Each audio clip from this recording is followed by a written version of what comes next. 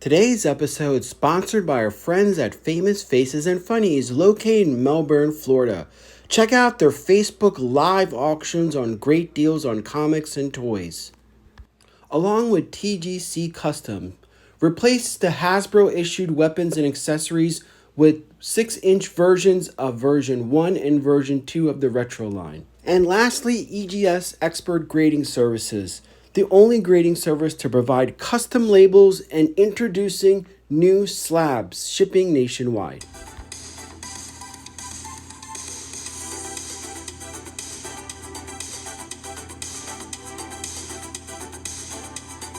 Hello and welcome to another exciting episode of Codename New to Vero 2. Hi, I'm your presenter, Shibu Are You? Well, we're finally back recapping G.I. Joe comics is what the hallmark of this channel, with only a few more issues until issue 300, thus marking the end of the IDW G.I. Joe run. Now, stay tuned, because we're one of the few channels that get inside information from the people over at IDW. And pretty much we'll figure out what the future of G.I. Joe is going to be. Now, despite all of the rumors, the truth of the matter is everything is pretty much still up in the air and everybody is still waiting. Now, before we do our typical looking at all the different cover variants, I'm going to make something I want you guys to make note of.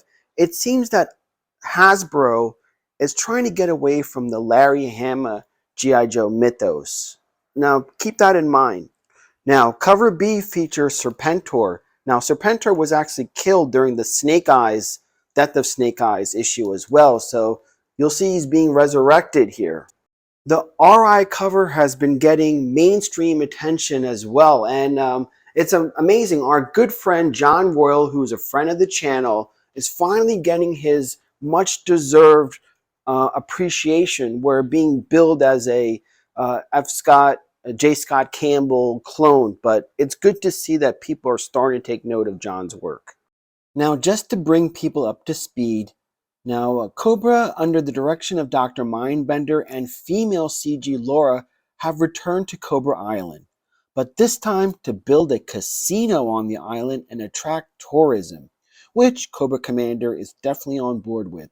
However, Mindbender is also working on Serpentor 2.0, while also looking to capture the original Snake Eyes, not realizing that he has long since passed and that Sean has taken over the mantle.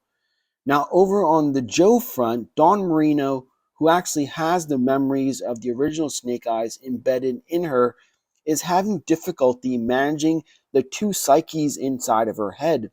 She subconsciously is developing feelings for Scarlet. Joe Command sends a unit in to infiltrate and gather intel as to what Cobra is actually up to. Another important thing I left out is that, the casino dealers and people working in the casino are all provided by Revenge. So they're another player in this scenario, as we see the robots on the bottom of this page, and they have a totally different agenda.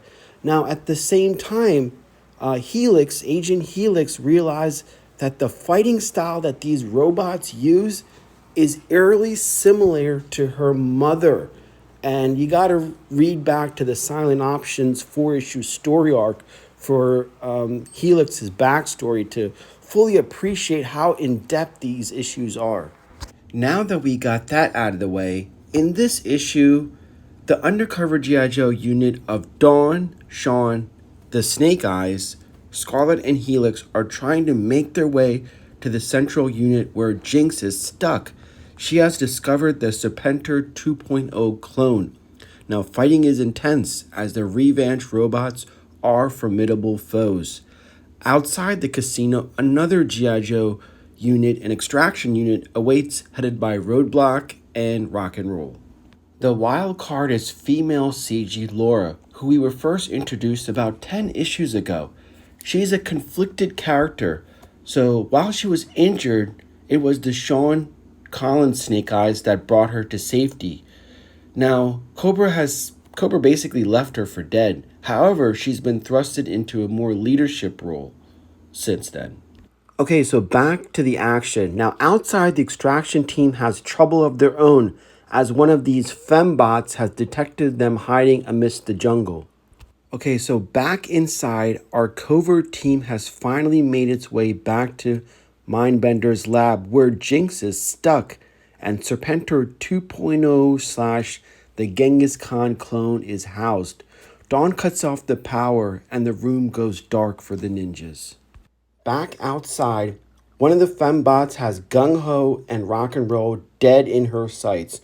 Out of nowhere, Roadblock comes out and just rips the head off of this robot, and it's kind of cool to see him just toss it like it's no big thing. Back in Mindbender's lab, Cobra and our Joes have each other pinned down. Because the power's out, the clone is literally suffocating to death. Jinx finally emerges from her hiding spot and turns the tide to our Joe's favor. G.I. Joe has finally successfully captured Dr. Mindbender's lab. Now, as they cowardly surrender, one of the Techno Vipers points out that the backup power has kicked in. Now, here's an important plot point. We know of Don Marino's struggle with having the original Snake Eyes as memories. Now that they have the root of all this evil right in front of them, be it the brainwave scanner, Dawn begs to have these tormented memories removed from her. But the odd thing now when you read this is that Sean is willing to take them on. The goal now is to rendezvous with the extraction team and to take this new brainwave scanner back to HQ in order to conduct this switcheroo properly. As our Joe team rounds up the Cobras, I want to take a side note and point something out that I've noticed.